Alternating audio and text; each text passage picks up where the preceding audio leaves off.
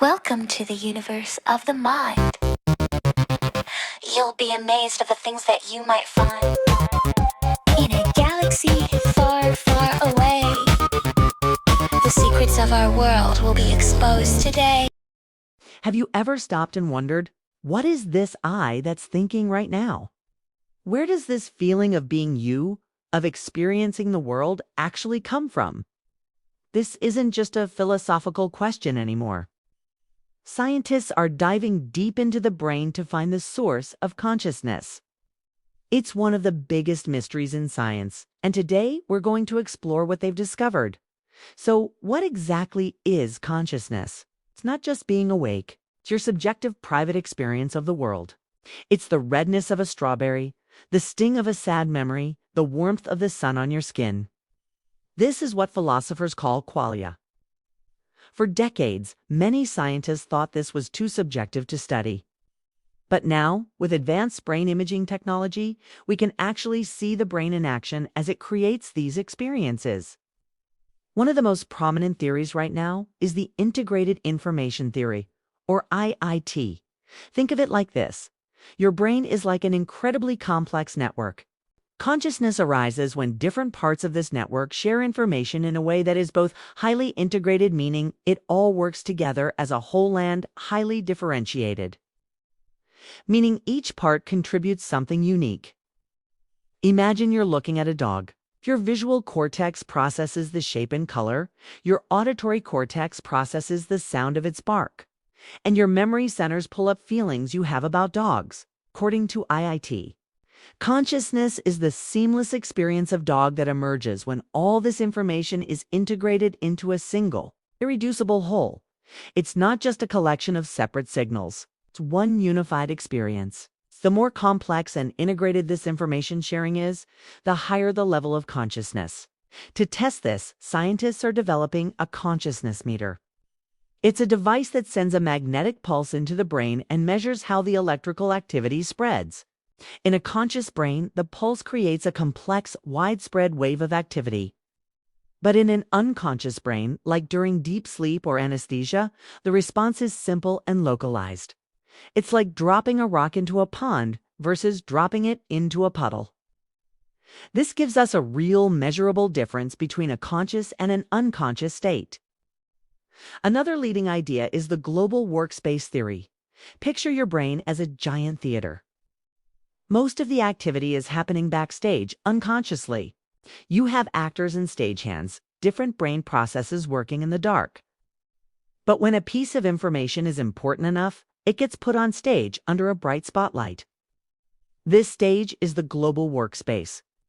Once information is on this stage, it's broadcast to the entire audience hall, the different parts of your brain. This allows you to think about it, remember it, and react to it. This broadcasting process is what we experience as consciousness. So, that random thought that just popped into your head?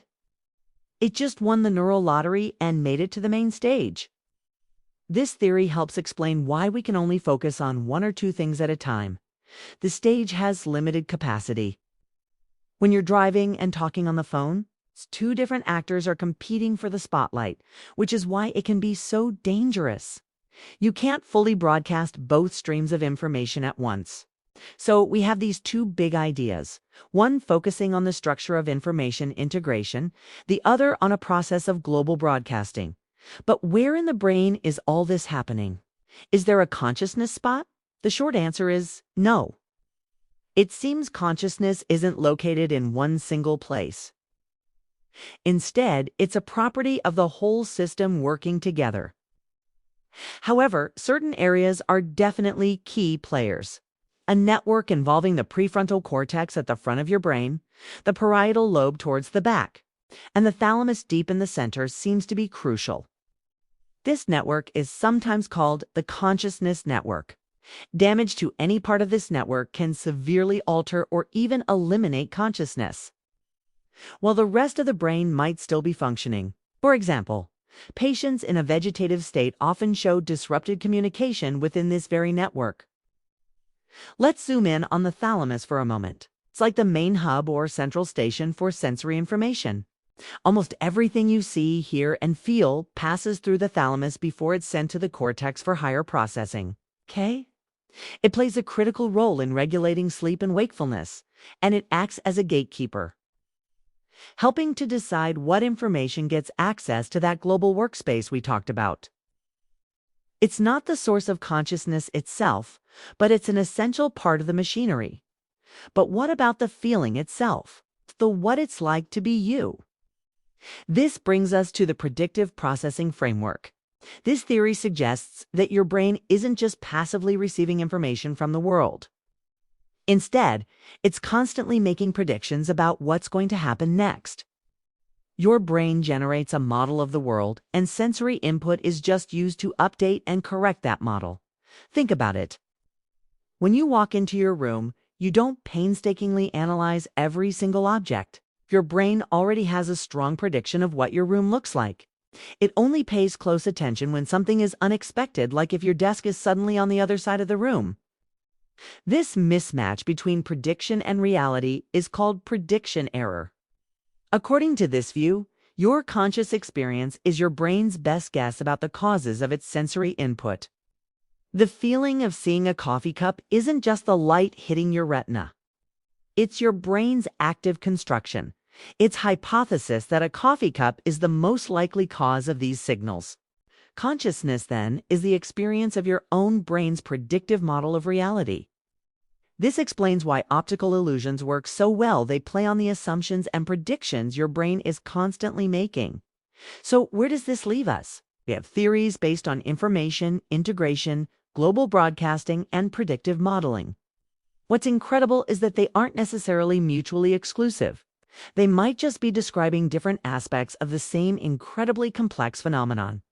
Consciousness might be what it feels like when integrated information is broadcast across a global workspace to update a predictive model of the world. The implications of this research are enormous.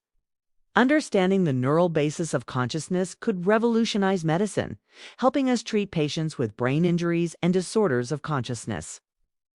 It could also inform the development of artificial intelligence. Could we one day build a conscious machine? If consciousness is all about information processing, as these theories suggest, then maybe it's possible. But it also raises profound ethical questions. If we can measure consciousness, where do we draw the line? At what point in development does a fetus become conscious? Do animals share our conscious experience? Answering these questions requires not just science, but also deep philosophical reflection. The quest to understand consciousness is really a quest to understand ourselves at the most fundamental level. We're moving from a place of pure mystery to one of scientific inquiry. We don't have all the answers yet, not even close. But for the first time in history, we have the tools and the theories to start chipping away at the hard problem of consciousness. It's a journey into the very heart of what it means to be alive and aware. What do you think is the most convincing theory? Let me know in the comments below. Thanks for joining me on this deep dive into the mind. If you enjoyed this journey, make sure to like this video and subscribe for more explorations into the biggest questions in science. See you next time. Welcome to the universe of the mind. You'll be amazed of the things that you might find. In a galaxy far, far away, the secrets of our world will be exposed today.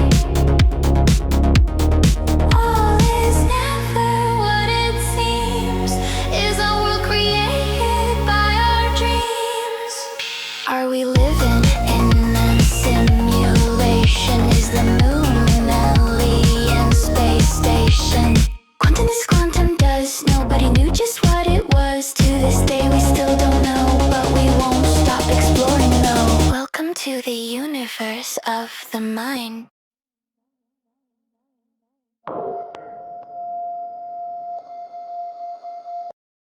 To the universe of the mind.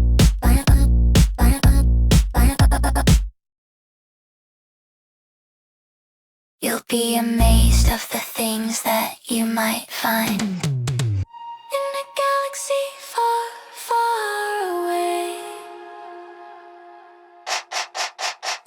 Parts of our world will be exposed today. All is never what it seems.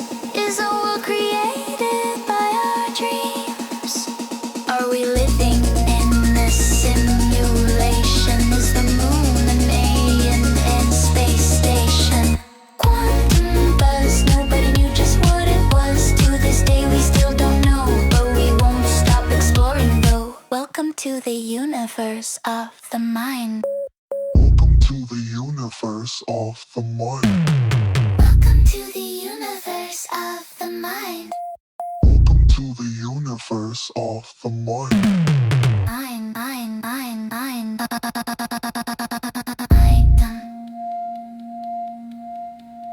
To the universe of the mind, you'll be amazed of the things that you might find.